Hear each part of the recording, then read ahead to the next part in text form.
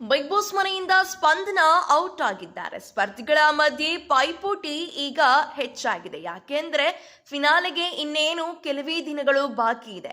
ಒಂದೇ ವಾರ ಬಾಕಿ ಉಳಿದಿದೆ ಎಂದು ಸುದೀಪ್ ಕೂಡ ಘೋಷಣೆ ಮಾಡಿದ್ದಾರೆ.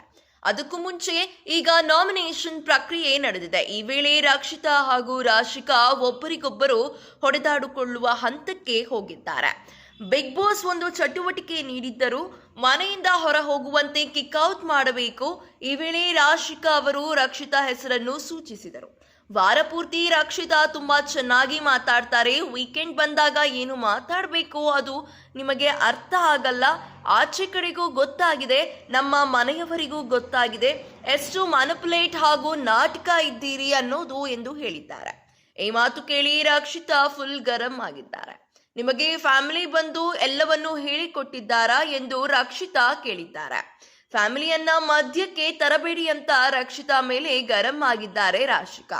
ಅಷ್ಟೇ ಅಲ್ಲ, ಒಬ್ಬರಿಗೊಬ್ಬರು ಹೊಡೆದಾಡಿಕೊಳ್ಳಲು ಹೋಗಿದ್ದಾರೆ. ಇನ್ನು ಸುದೀಪ್ ಅವರು ಸಹ ಈ ವಾರದ ಎಲಿಮಿನೇಷನ್ ಅನ್ನು ಸರಳವಾಗಿಯೇ ಮುಗಿಸಿದರು.